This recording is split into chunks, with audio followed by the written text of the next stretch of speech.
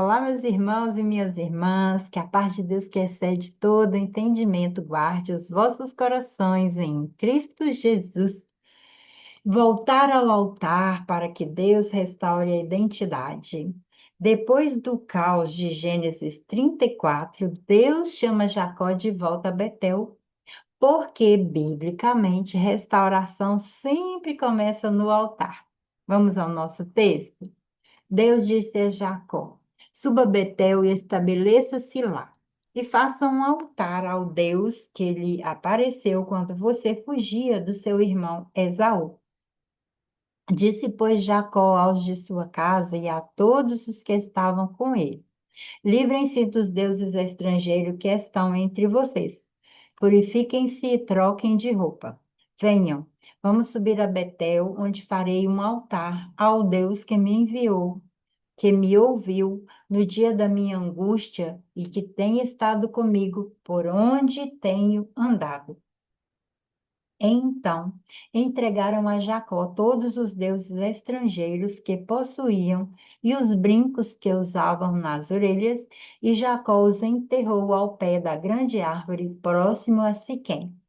Quando eles partiram, o terror de Deus caiu de tal maneira sobre os cidadãos ao redor que ninguém ousou perseguir os filhos de Jacó. Jacó e todos os que com ele estavam chegaram à luz que é Betel, na cidade de Canaã. Nesse lugar, construiu um altar e lhe deu o nome de El Betel, porque ali Deus havia se revelado a ele quando fugia do seu irmão.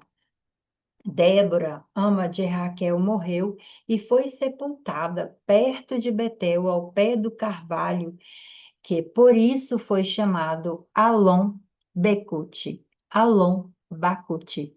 Depois que Jacó retornou a Padã Aram, Deus lhe apareceu de novo e o abençoou, dizendo: Seu nome é Jacó, mas você já não será mais chamado Jacó. Seu nome será Israel. Assim lhe deu o nome de Israel. E Deus ainda lhe disse: Eu sou o Deus Todo-Poderoso. Seja prolífero e multiplique-se.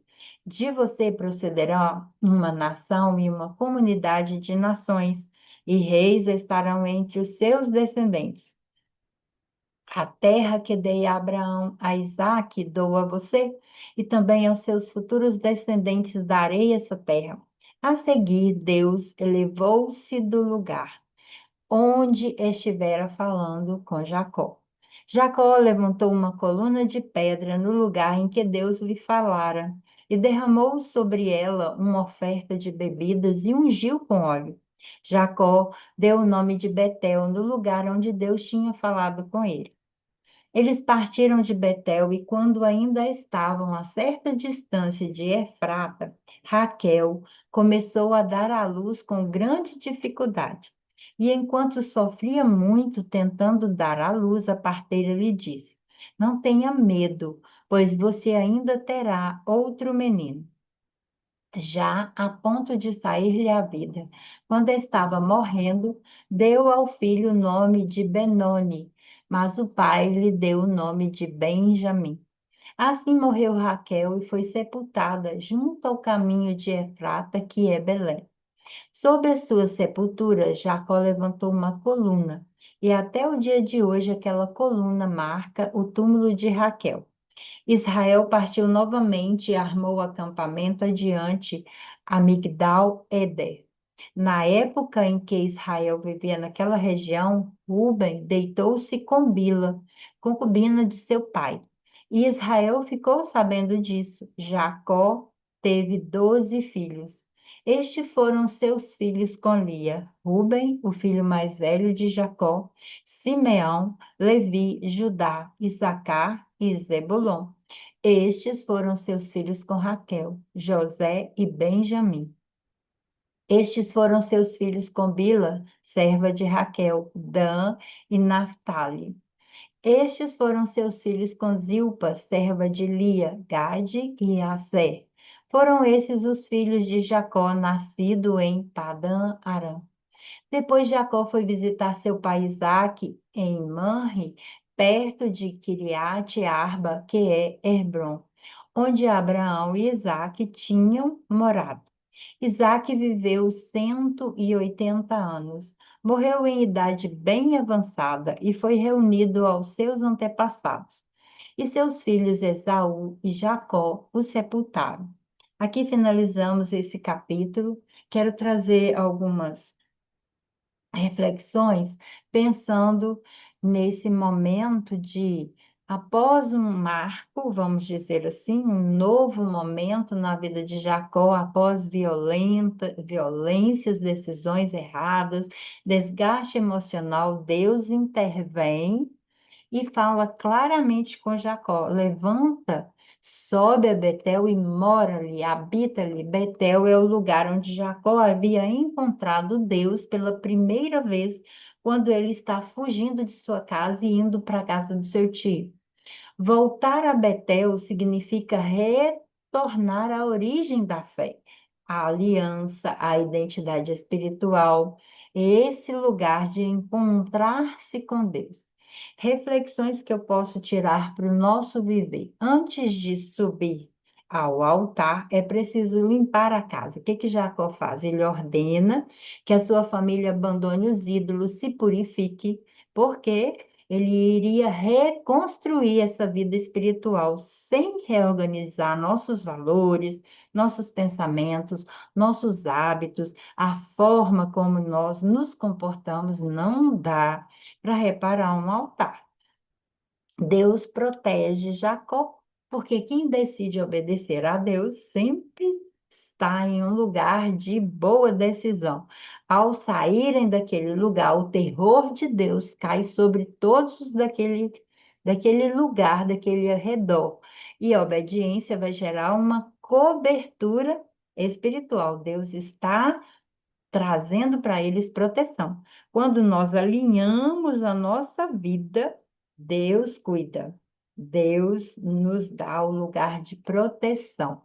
Deus reafirma quem é Jacó. Deus torna a falar com ele. Você já não se chama Jacó, agora você é Israel. Deus não nos redefine pelo erro, não, mas pela nossa identidade que Ele mesmo estabeleceu para cada um de nós. Essa lição de nós entendermos que nós vamos passar, sim, para lugares, às vezes, desafiadores, mas não quer dizer que Deus nos abandonou. Toda restauração passa também por perdas. Muitas vezes eu tenho que deixar algo, largar algo para eu ser restaurado. O que é que está precisando ser restaurado em sua vida? E o que é que você não deixou ainda para que essa restauração chegue? Comece a analisar, prestar atenção. O que é que está acontecendo aí que precisa você perder? Nesse caminhar de Jacó, no meio do caminho, ele perde Raquel, né? Mas nem toda perda é um castigo. Porque algumas dores faz parte do nosso viver, faz parte do nosso amadurecimento, faz parte da transição espiritual, do crescimento. Tudo isso é um momento de aprendizado. E Deus sempre vai concluir o que ele começou. Então, o capítulo termina com a reafirmação da aliança e da promessa a Jacó. Mesmo com falhas, Deus é fiel para completar a sua obra em nós. Como que eu aplico isso no meu viver diário? Voltar ao altar é voltar a uma verdade interior. Purificação envolve escolhas conscientes, clareza, em entender o que é que eu escolho para eu realmente passar por esse processo de cura e acontecer aí um alinhamento da fé com a prática. A minha identidade é restaurada e gera em mim estabilidade emocional. Se eu preciso de uma reorganização, de um momento de reorganizar a minha fé, eu preciso parar, verificar como que eu vou reajustar esse mundo interno para que a fé volte ao centro, para eu ajustar tudo isso, para eu ajustar tudo o que está desorganizado. Perguntas para você refletir. Qual lugar Deus está te chamando para você revisitar? O que você precisa deixar para trás para você amadurecer na fé, para você crescer, para você aprender? Você está tentando seguir adiante sem voltar ao altar? Pergunte para você. Uma ação prática para o seu dia hoje. Separa um tempo para orar, para se colocar diante de Deus, para falar do que você precisa. Renuncie a hábitos, pensamentos, vínculos que te afastam de Deus e reafirme a sua posição como filho de Deus. Deus não nos chama para fugir do passado, mas para voltar ao altar, reconstruir a partir dele. Então, vamos prestar atenção nessa fala.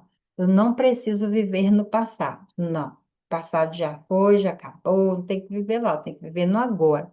Mas muitas vezes é necessário eu revisitar alguns lugares para trazer para o agora algumas coisas para eu continuar construindo a minha vida. E nesse lugar, quando Deus fala com Jacó, vá até o lugar que eu me encontrei com você pela primeira vez, faça um altar para ele revisitar esse lugar gostoso, esse encontro, esse realinhamento com a fé. Entende? Se tiver pergunta, você pode deixar no comentário, pode falar daquilo que você aprendeu. Eu sempre gosto quando você fala o que você viveu, o que chegou para você de aprendizado. Tudo isso você pode colocar aqui. Vamos orar? Pai, muito obrigado por mais esse momento de ler a tua palavra, de conversar, de entender as lições que o Senhor tem para as nossas vidas, que nós possamos aprender que às vezes precisamos deixar muitas coisas ao longo do caminho para sermos alinhados à sua vontade, para reafirmar a nossa fé, a nossa identidade como filhos de Deus, para nos colocarmos novamente em posição de sim trilharmos o caminho da justiça, da verdade, entendermos que hoje a tua graça nos sustenta em vários lugares, que nós possamos continuar no caminho de construir esse caminho da santificação, para que um dia possamos nos encontrar contigo na glória. Eu oro em favor de todas as famílias da face da terra.